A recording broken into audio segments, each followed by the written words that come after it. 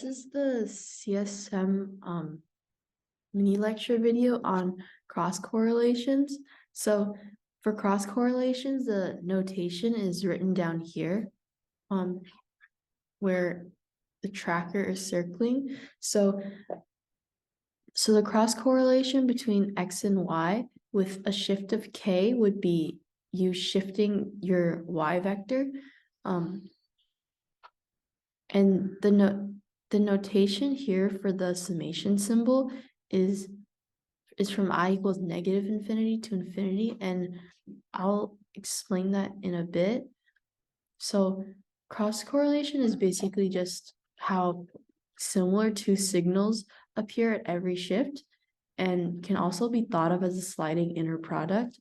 But also keep in mind that shifting Y first is not equal to shifting X for the cross correlations. So these two operations are not commutative. Oh, and this fourth star here is making sure to zero pad. So what that means is that if you're given these two vectors where X is equal to this vector and Y is equal to this vector, if you were to take the cross correlation of that, so at K is equal to 0, you wouldn't shift it at all. So it would be simply 1 times 4 and then times 1 times 3 plus 1 times 2. However, once you start shifting it, so here, if you were to shift it by 1, which is to the right, so shifting it to the right, you have to zero pad it. So meaning you have to add a 0 there. I think that if you're doing it out by paper, that probably might not be necessary, but let's say you were doing it you were making your own program for this on IPython, you would have to zero pad, otherwise you would get an error. So you can also think of the sliding part here as like how you would slide a function in coordinate planes. So if you're given the equation y equals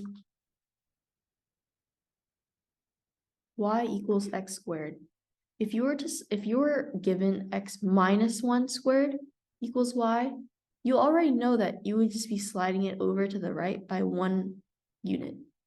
So that's one way you can just keep track of it, or you can just memorize it. But I like this way a bit better, right? So going on here, if k were equal to 2, you would slide this over by another unit. So originally 4 was this position here, and now we're sliding it to the right 2 times. So 1, 2, and this is where the rest of the numbers end up, right? So as we said before, we do have the zero pad on both vectors actually. So we see that when we slide it 2 units over to the right, we get that the cross correlation between these two vectors is just 4. And if you slide it over once again,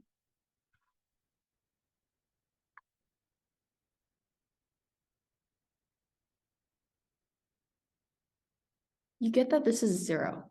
So looking at the notation again here, where the summation sign is saying that I starts at negative infinity and goes to infinity, that makes sense, because if you keep zero padding and you keep like shifting this y vector all the way to the right, your cross correlation result would just end up being 0. So here we see that since I've chosen really easy numbers for us to analyze, that this signal is this y vector, its signals are most similar to the x vector signals when there is no shift, because their cross correlation is the largest. So additionally, circular cross correlation is also really similar to this concept. I think when I took this course last semester, circular correlation was taught to us, but it wasn't really in scope for our final. So you can skip ahead if it's not in scope for this semester either. Right, but circular cross correlation, if let's say we take the same vectors, right? The notation for the circular cross correlation would be this.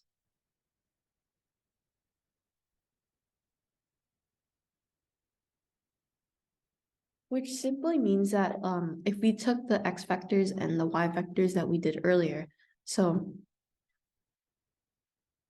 x, y,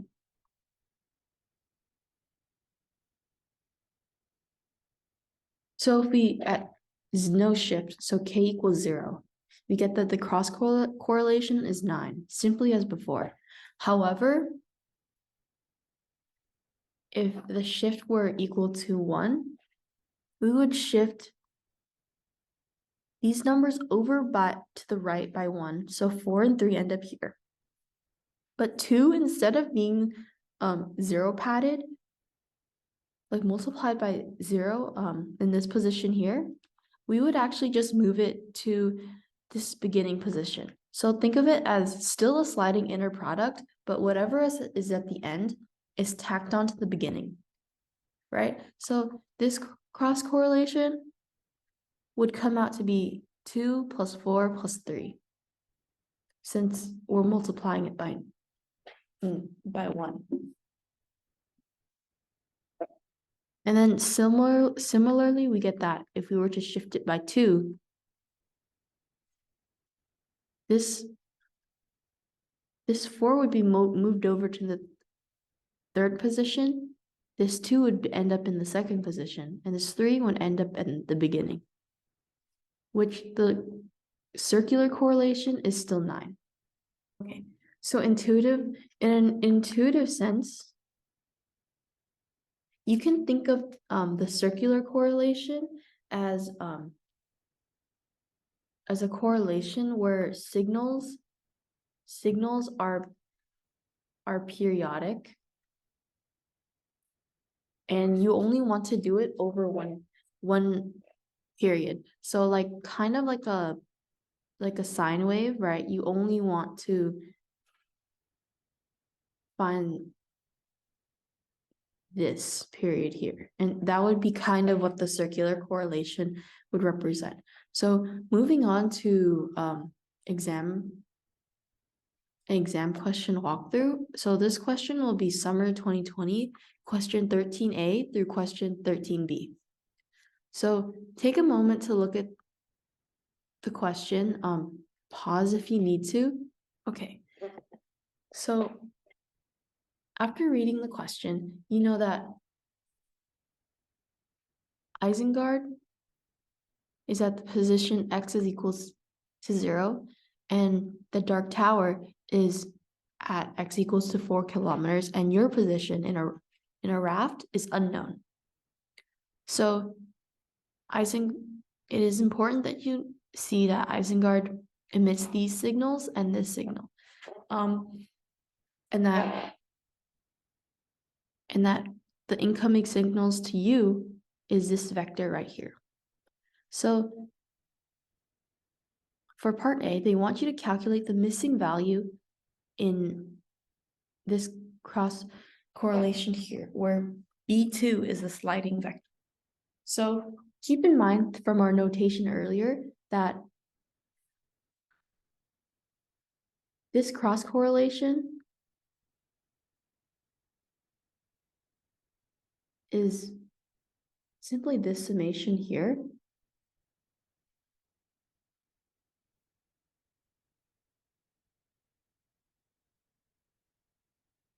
Right? So at k equals 0, it would correspond to a shift of nothing. And we see that here, 4 is the missing, at shift k equals 4, that's the missing linear cross correlation right now. So knowing this, we just have to take R1 and then multiply it as like a sliding inner product with the B2 vector with its values slided to the right by 4 units. So if we write that out,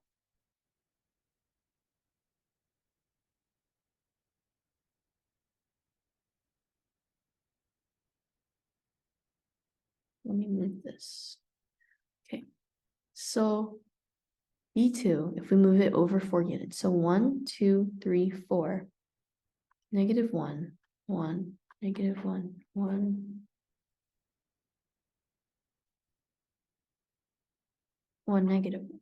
And then we zero pad the rest. We get that this cross correlation is -1 times 1 plus -2 times 1 plus 2 times -1 and so on, which will just be this written out here. So that comes out to 1 minus 2 minus 2 minus 1, which is equal to -4.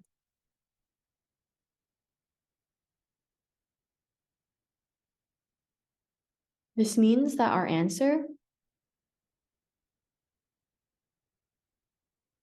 for the cross correlation at k equals to 4 is -4. So moving on to part B. So the signals emitted from each building, the signals are emitted from each building at the same time. And it is asking how many seconds after 12 p.m. does it take for the signal from Isengard to reach you and also the dark tower. And assume that environmental noise is minimal. So actually this is one thing I forgot to mention during the beginning is that sometimes when there is too much noise or that maybe one peak is too strong, it might give you the wrong value. So this is one question that was gone over in your homework, I believe, for last week, which were you were given 2 vectors, and then there was one peak that was unusually large, which caused your calculations to lead you to believe that the shift at that peak meant that it was the shift that corresponded to like the most similar. So sorry, not where the 2 signals were most similar at that shift, when that wasn't really the case. It was just because there was a lot of noise at that peak. So it's good that this question has made that distinction where they said that environmental noise is minimal. So looking back at the diagrams that are provided, we see that for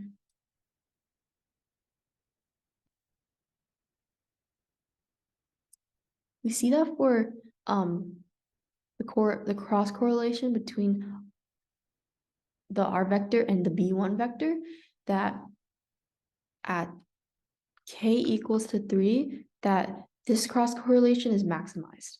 So the signals are most similar at k equals to 3.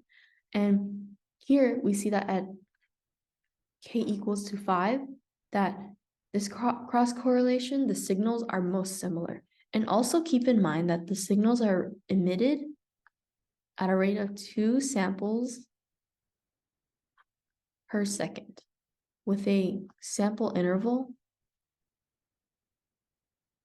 of 0.5 seconds. Meaning that this sample here, 2, would mean that 1 second has gone by. So actually, let me move this up. So if for Isengard, if the shift or the signals are most similar occurs at k equals to 3, so 3 samples,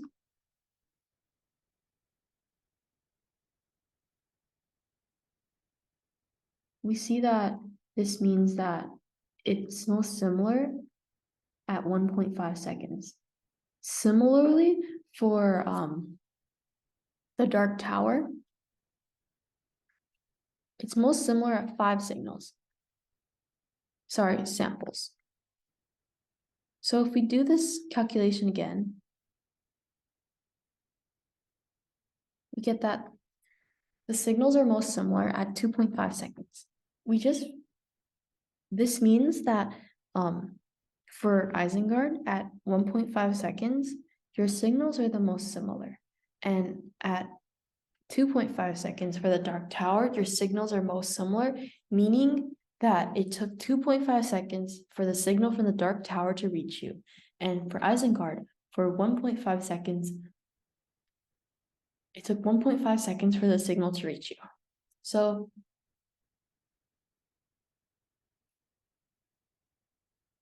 if you were to think about it in a sense of you're trying to find where you are between these two towers, you would be closer to Isengard rather than the dark tower because it took more time for the signal from the dark tower to reach you compared to Isengard's signal. Please email me at my email, dominicluck@berkeley.edu if there are any questions or if you would like any clarifications on this. But that's it for now. Okay.